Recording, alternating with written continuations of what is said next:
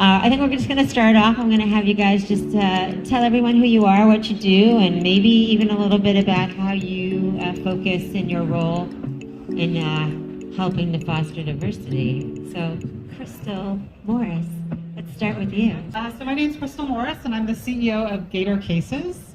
So I started in this industry 22 years ago. I was lucky enough that my father had been in the industry, and that was how I kind of got my start. And we actually started this company together. And I was really fortunate to have a dad who never told me there was a difference between a girl and a guy or anything. He just said, go get it done.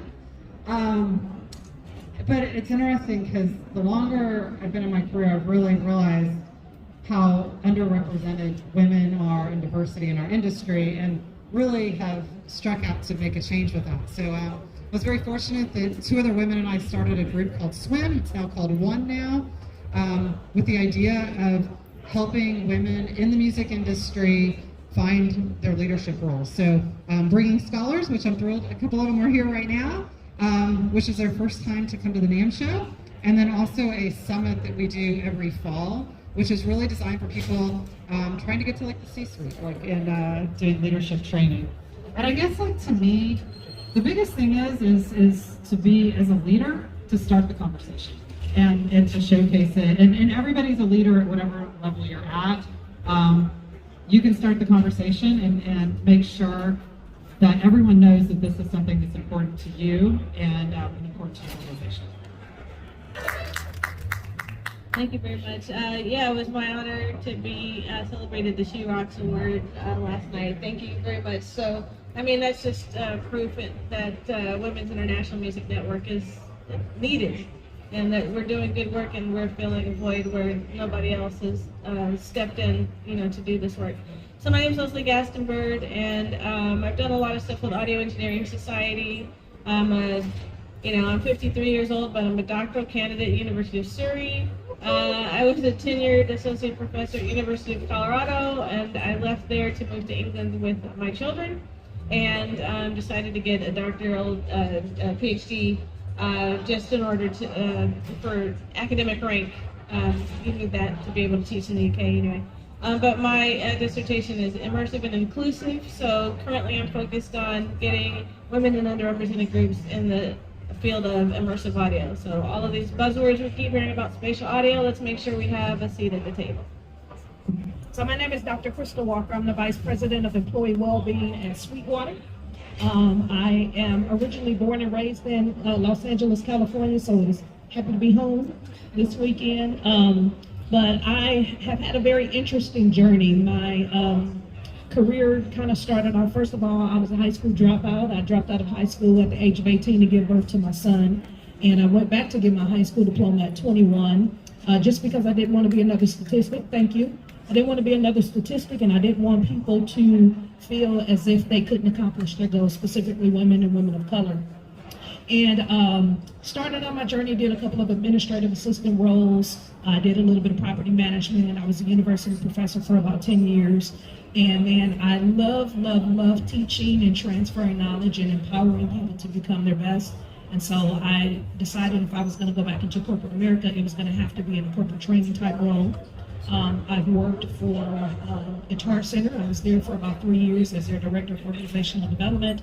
I consulted for a couple of years where I had an opportunity to really build D&I strategy for a lot of organizations, working with individuals directly who saw the need for empowering women in the space, and minorities, underrepresented populations in the space. And now I am at Sweetwater. I am responsible for soft skills training and development, employee well-being, and our diversity, equity, and inclusion strategy. Super excited to be here. So I think it begins with teaching individuals about cultural intelligence. In the same way that we value leadership development, emotional intelligence, we also have to value cultural intelligence. And until we can start getting people to understand there's a bunch of different cultures that exist within the walls of a lot of different organizations. And if we not limit culture to be defined as associated with race and ethnicity, then we get a lot more out of the definition. Right, and so we've redefined culture to mean it's an umbrella term that defines a way of life for a group of people who share similar interests. Those group of individuals can be anybody, right? We can be taco lovers, right? And that's a culture, right?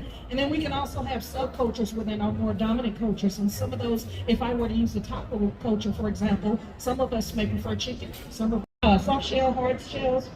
It just depends. And until we start having that conversation to really understand who's here, then we don't even know how to accommodate. And so oftentimes organizations, they want to recruit individuals, we got to get diverse folks here, but it doesn't mean anything if those individuals aren't culturally engaged. You're never going to get to the point where you achieve true organic inclusion. What you will see is siloed groups of different diverse people, right? So you have populations of this type of employee who works, that type of employee who works, but no one's talking to each other. Everybody's looking to gravitate to their own kind. And so what often happens is we miss the mark because we aren't teaching people how to engage culturally, how to be interested and motivated to explore different cultures. Culture is not limited to race, ethnicity, or identity. If we believe that we have something in common, specifically as women, musicians, lovers of music, that's a culture within itself. But the beauty of it is you have all these subcultures because I have interests, Leslie has interests, Kristal has interests, Laura has interests. And until we start to have conversations like this where we can really find out what those interests are, we're never going to get to inclusion. So is that about creating like proactive spaces for people to have those conversations? Absolutely. Yeah. But I would also say you got to be kind of careful with that. Because I've seen too where companies have done amazing jobs at creating affinity groups, and unless those the formation of those affinity groups aren't attached to an underlying business operation, what you may run the risk of is creating more bureaucracy within your organization and not a lot of organic inclusion.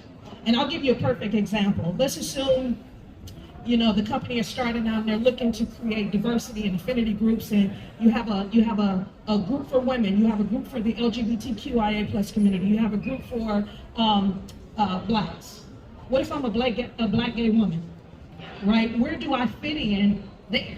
And so if you can create inclusion networks where it's maybe one or there's a real foundational purpose for why these groups exist, then it starts to make sense. And I think no business would question the fact that a group can exist to support recruitment, retention, and engagement.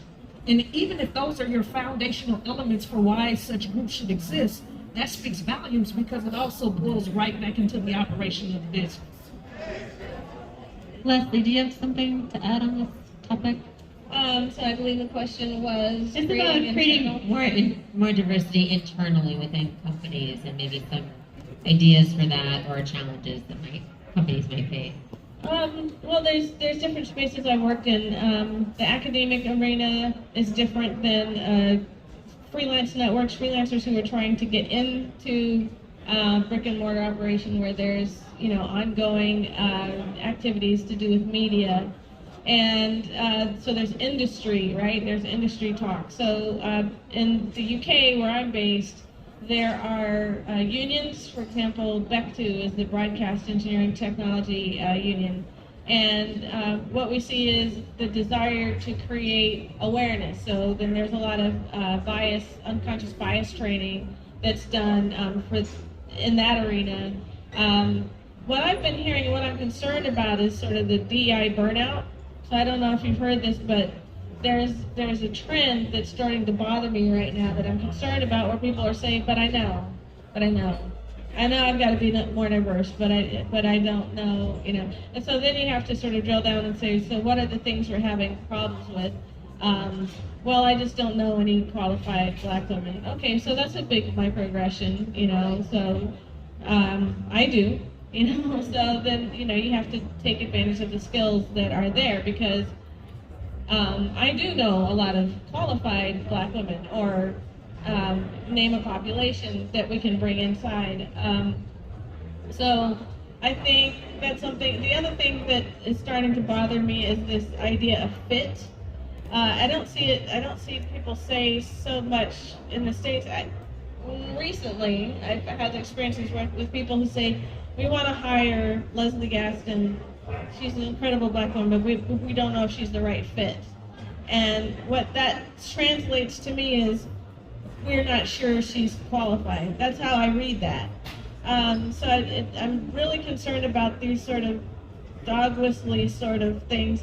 I'm tired of it. I don't know how to find people that are qualified. These are people who are struggling and we need to help them. And so it's kind of a cry for help. And you know, the word quota seems to be this bad word, but I mean, you really do need women and people of color in decision-making positions. Otherwise, we're just going to, you know, wear down this treadmill and, you know, dig a trench of sameness, just going around circles with our efforts. But I think, you know, but there's a breaking point. You know, the intention is there on behalf of the majority white male enterprise, if you want to call it, that they want to see these changes, but they haven't been given the tools. And I think, you know, you've got to kind of see this. You know, I'm imagining just people walking around in circles, you know, and until you sort of find this resonant frequency where things can break and pops, and you can say, oh, I can see how this works. So it's almost like you have to take people out of their entrenched thinking and put them in spaces where this does work. Otherwise, they have blinders on. So I think exposure is one, you know, one way that we can sort of access revolutionary thing. It's not revolutionary for us, but, you know, to revolutionize the entrenched thinking of the white male-dominated media. I mean, obviously you're a group women of NAMM, like your mission is to help diversify companies. Can you talk more about that? Yeah, so I mean, I think, you know, first of all, I love something both of you said, because I do think, I think it is about culture. And you're right, the culture isn't about color of someone's skin or sex or sexual orientation. It's about creating a space where everyone comes together and we don't see that, or where we see it, we think, oh, we gotta support that person, like, and help them find their space. And I do think, you know, in the music industry, it's been a very traditionally male-dominated industry. And I'm with you. We found through, when we first started Swim, there were so many men that showed up and said, hey, like CEO level, hey, we want to change. We looked around and realized what our organization looks like, but how to do that is the question, right? And to figure out how to create that space. And I think it is leading by example. I think it's creating a culture that feels open to the people that are coming in it. And I think that comes from each one of us expressing, showing that it doesn't matter what the color of someone's skin is, or if they're a woman, everyone has a seat at the table. And I think we need to help give voices. So sometimes people, women in particular, tend to be a lot of times quiet. Like they have the best ideas, the thing that's going to make whatever we're working on gel, but they sit back a little bit quiet because they don't want to put themselves out there. And so I feel like both men and women leaders, it's our job to help bring that voice to say, hey, Kristal, you have something to add to this? Or, because you see people, you know, you see their thinking, but they're kind of afraid to put themselves out there. And that's by creating that safe environment where you're not going to be judged. We don't always all have the right answer, but we can all speak out and be part of what we're doing and become part of the culture together. You know, I think that something you said really resonated with me, because I think that sometimes people are afraid of like saying the wrong thing, asking the wrong question. You know, there's like a lot of, I guess, nervousness maybe around the topic of diversity.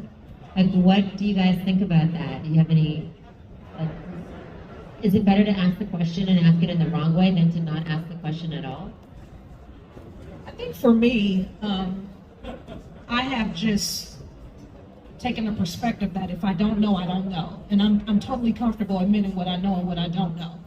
But I've also have done a very good job at creating relationship currency with my male counterparts or individuals that I know that I'm going to have to engage with, because I may have a question and I may be in the room to just observe. I may be in the room to give perspective, but I also want to make sure that I have a little context before going. So I think there's a preparation, and that's why I love the concept of cultural intelligence, because you not only have the drive or the motivation aspect of it, but then there's the knowledge aspect of it, where you're looking to see what similarities and differences exist among cultures, right? So you have some sort of a context. And it's not until you have that context to where you can start to build your strategy for how you choose to engage. And I'll give you a very plain example. If I know that I'm going into a meeting in a department that I have very little experience in, first thing I want to ask myself is, who's the audience? What's their perspective about the topic? What are we going to be talking about? So that I don't go up and feel unprepared, especially if they've invited me to the meeting for me to share my perspective. But part of my strategy, again, is understanding what's the thinking process like here. Again, who's going to be here? What tools do they currently have in place that I can be able to either speak to or add greater value in how to use it? So I think there's a little bit of homework required. There's also the personality thing, right? Some of us are introverted and we like to think about our responses first, right? So I don't want to be put on a spot in some occasions when I have an opportunity to prepare appropriately. So how I'm being invited to the meeting is important also. Kristal, we're going to be talking about A, B, and C. Would love your perspective on these three things, and it gives me an opportunity to prepare as well, right? So I think those are things that we just kind of have to be more considerate. I'm a huge fan, and I've said this over and over in different conversations around this topic, is when diversity and inclusion is done right, you don't have to call it that, right? And the way that we approach diversity and inclusion within organizations should be the same way we approach it if we're trying to gain more market share, if we're trying to put together a strategy for succession planning, whatever general business operation or desire that we have as an organization, you put a strategy around it. I think the same thing needs to apply when we think about diversity, equity, and inclusion. We have to put a strategy around it. And when you put a strategy around it that's pretty transparent, that everyone has had an opportunity to kind of speak into, now you have shared governance, shared responsibility, and people can go for it. Love that. Thank you. Do you guys have anything to add? No, I was just going to say I absolutely agree with that. A couple of things that you said made me think of this concept of a fear of backlash. I think that's why, when you ask the question, is there a wrong way to ask a question and people being afraid to ask questions, that's from everybody who's part of the conversation. Everybody who comes to the table is afraid to say the wrong thing. And, so it's almost like you have to identify what that fear is. And that fear is, I don't want people to be mad at me. I don't want to be taken I don't want the label of being a racist. I don't want to have the label of being sexist. I don't want to have the label of being a troublemaker. So you have to kind of just say out loud, what is it we're afraid that's going to happen if we have this discussion, and then we can move past that. But there is this backlash that happens when you try, and I've experienced this, is when you try to, raise the mantle for a group with whom you don't have affinity, for example, and then that group will come after you because you didn't do it right. So it's almost like you have to have stakeholders in at the ground floor so you can talk about how to go forward. Otherwise, you might end up with the label of, clueless. You don't want to go into a DEI conversation without the toolbox and without the stakeholders. Otherwise, you make mistakes, and we can't afford that right now. Very true. Do you have anything to add, Kristal? I just think creating a safe environment. So when people feel that you're not going to be judged and you feel safe, you can have kind of discussions that feel awkward sometimes. But if you can create that environment and set that by example, I think it really helps in that. Because everything you've said, I've seen happen. So. I love that idea of relationship equity, because then you can actually sit down with someone and say, look, I don't know how to talk about this. Let's have a conversation about that, right? Like, help me, Yeah.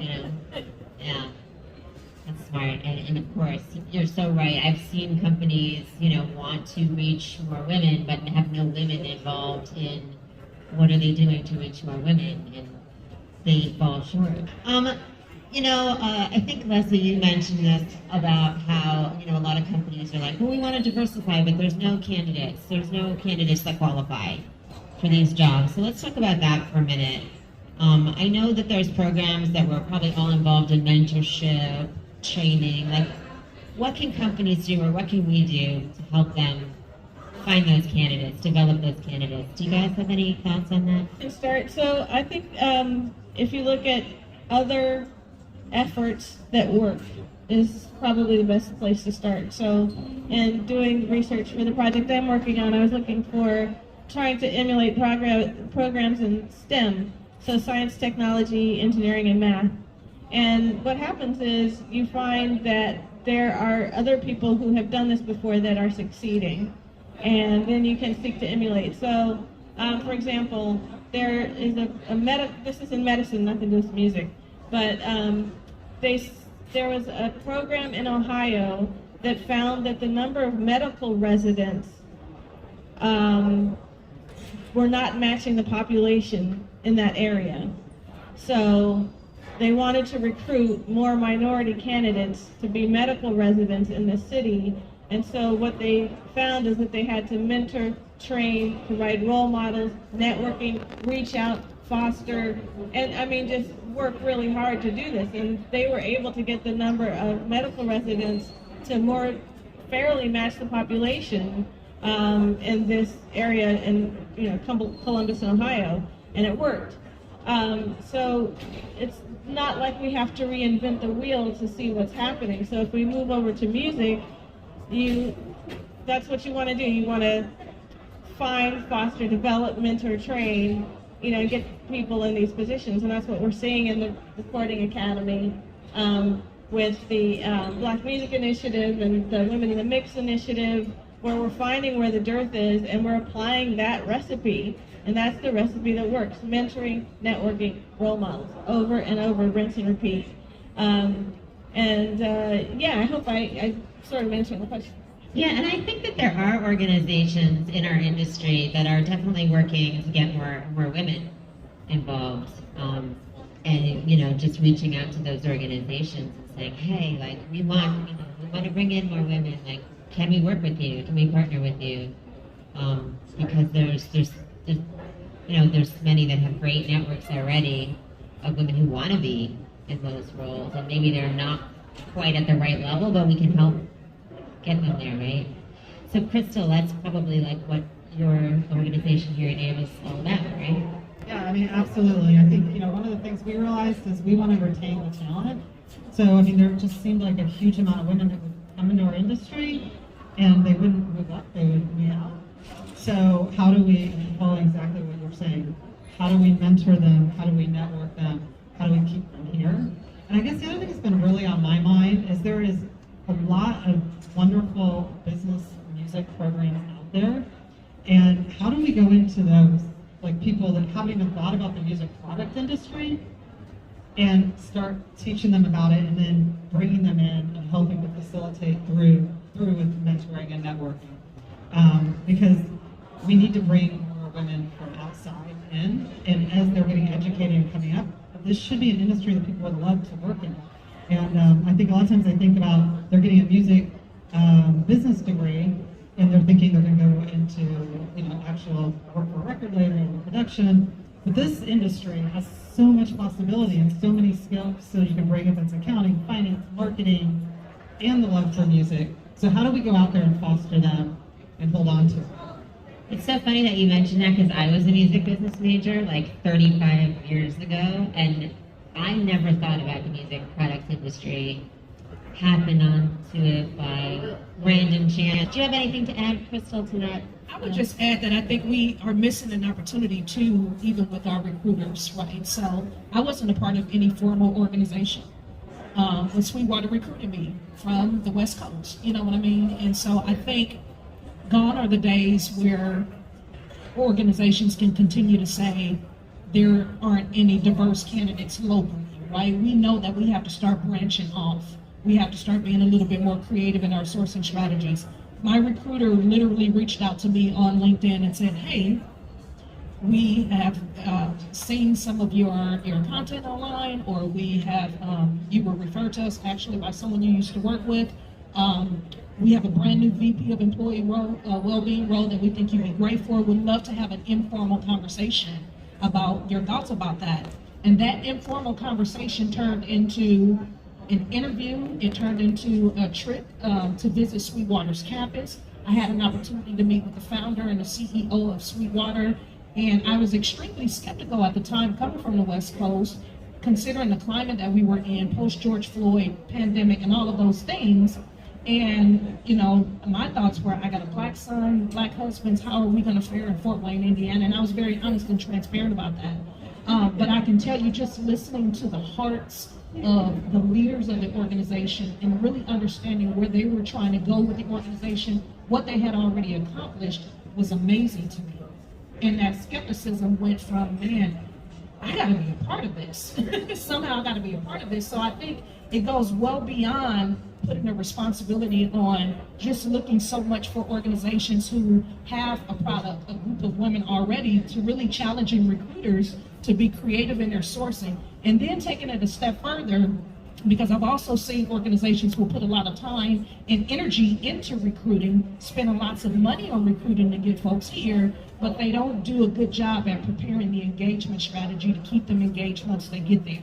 So I think that's a missed opportunity that if you have them here, they should be an afterthought afterwards. Like, oh, we didn't think about that. We got to consider this piece of it too. So I think it requires great intention all the way around. There's another thing that we didn't talk about, because yet another study that I looked at retaining faculty as well. So talking about academia, trying to retain professors to get tenured.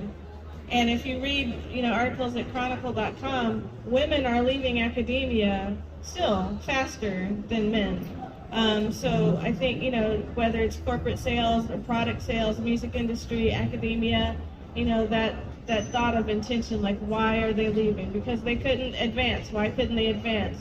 So we got to answer those questions.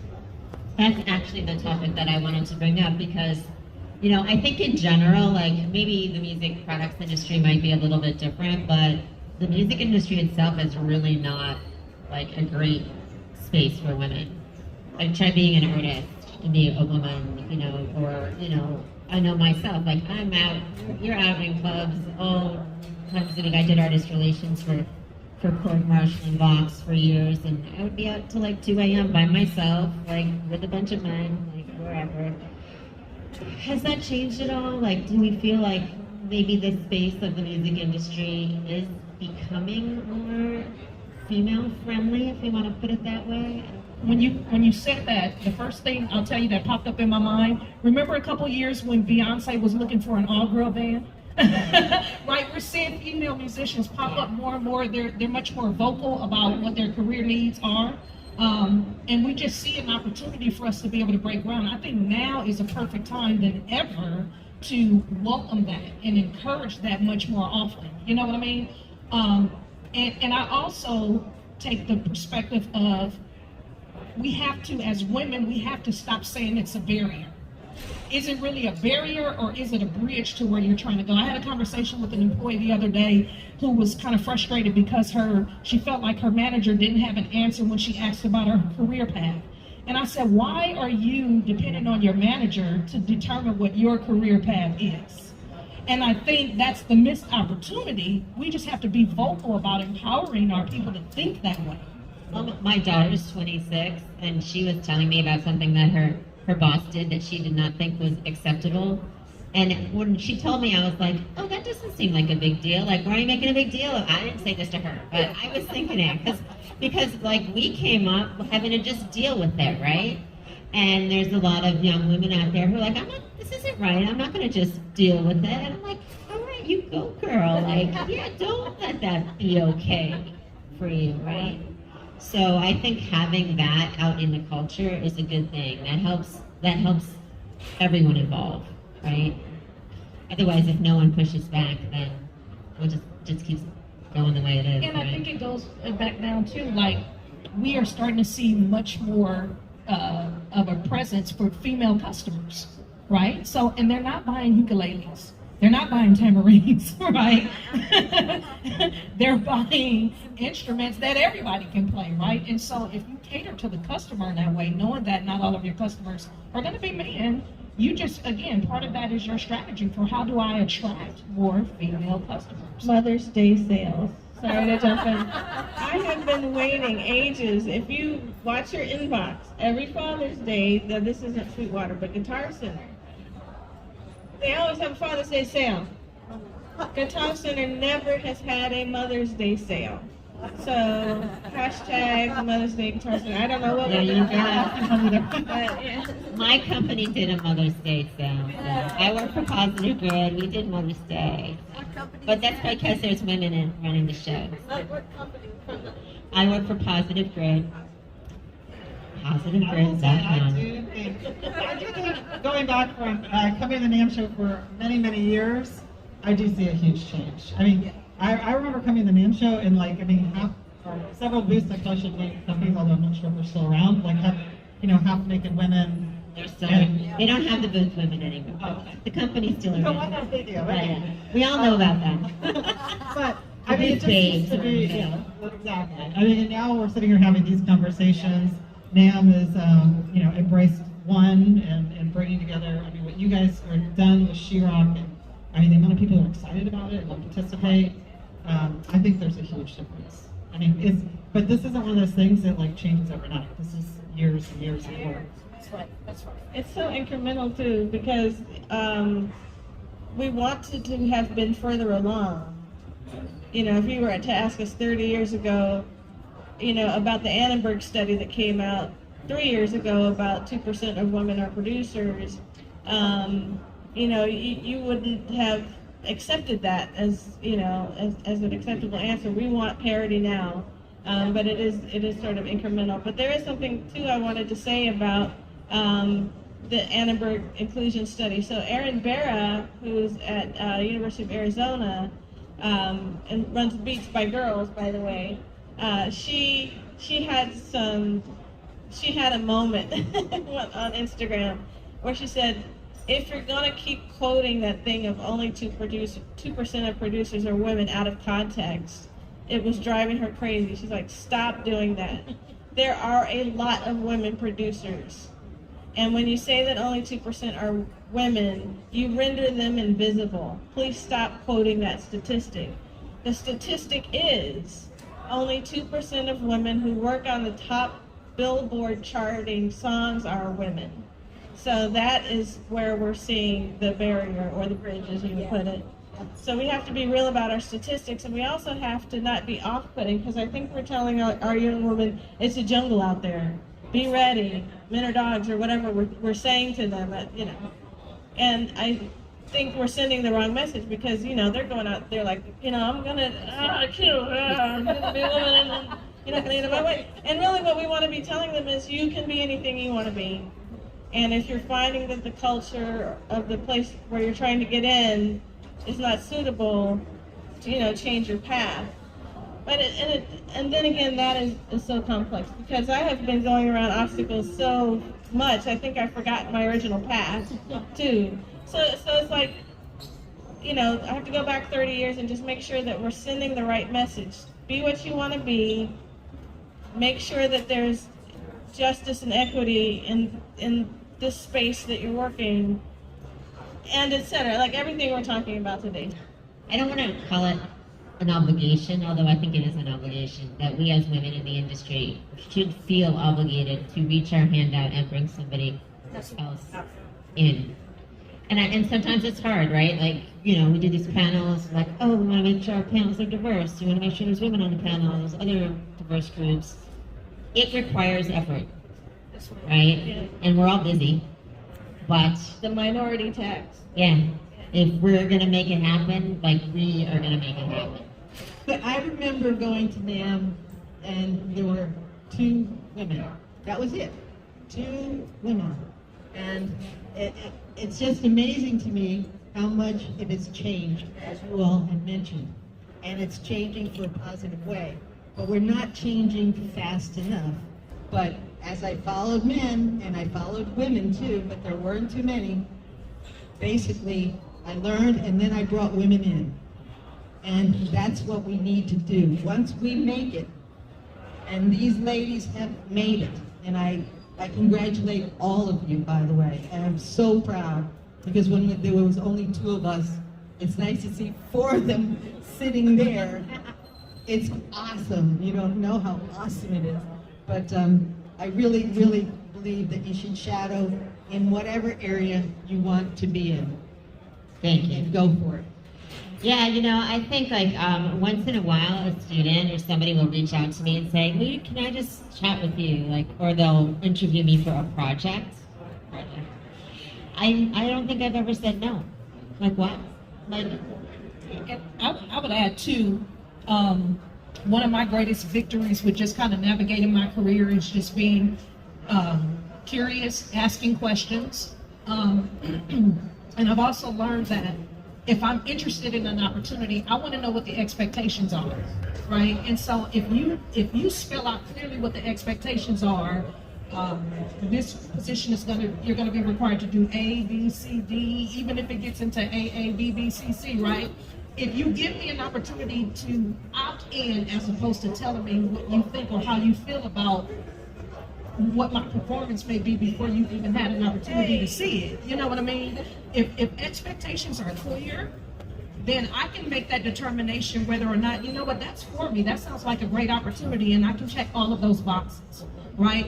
But if there are expectations that maybe I'm not as qualified for, then I think that's where that mentorship, that sponsoring, that shadowing really comes into play, because you have that opportunity to at least you know what you want and the opportunities that you have.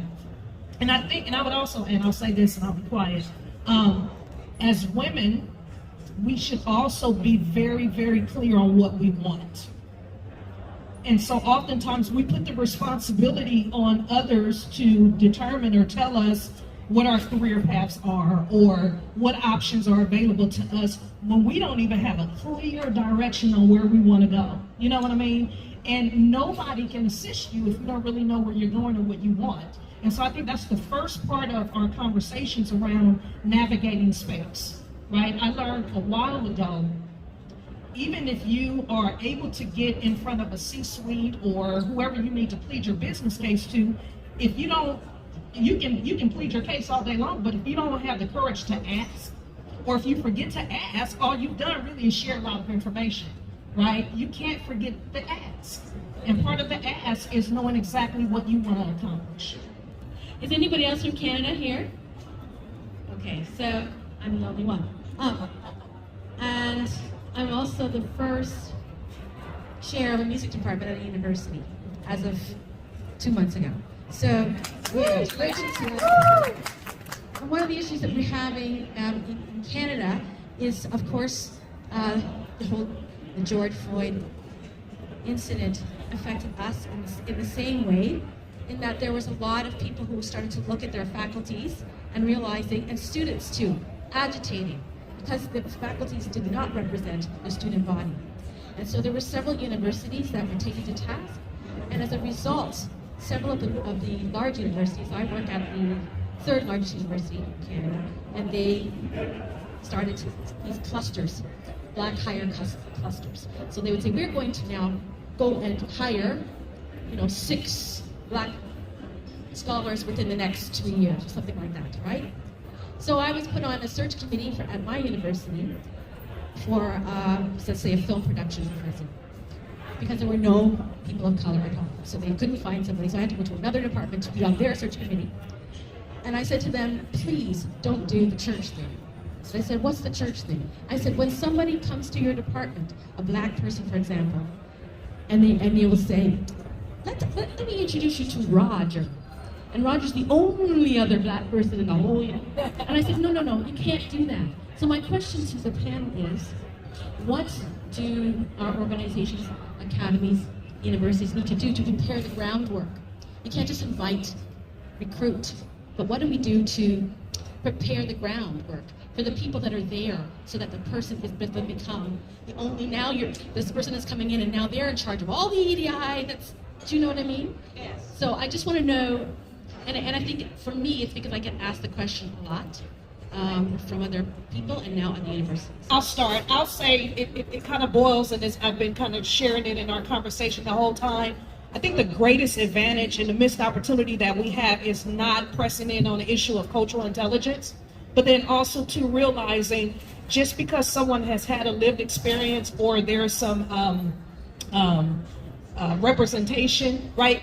Those individuals have been exhausted over the last couple years, right? They've become the sudden DEI experts. They've become the sudden experts when it comes to certain things. And really, they've not been properly prepared to even engage in some of those conversations. Some don't even feel comfortable sharing those type of experiences. So I would say also, you don't just, I think you need to speak up, obviously, and share that as a concern in general, but there could be representation and experiences that you can engage from other individuals who don't necessarily have the same skin color, but they have the experiences. You won't know that, though, if you're not cultivating cultural intelligence. That it's a missed opportunity on so many different levels, because it's a framework, it exists, it's research that's been supporting it for the past 10 years. If you want to learn a little bit more about this, there's a great website that has a 4-pronged framework. It's culturalq.com. Culturalq.com, and they introduce a 4-phase framework where it's easy to teach, it's easy to understand, and it's sometimes, and at least in my experience, it's much more welcoming to have, because I think everybody wants to be culturally competent. Everybody wants to win. The example that my boss and I often talk about is, if I'm an American and I choose to go to Japan to do business, their culture is completely different. And if I want to win in whatever that business experience is, I have to prepare appropriately. So it's part of being able to speak up. It's part of being able to get people to understand.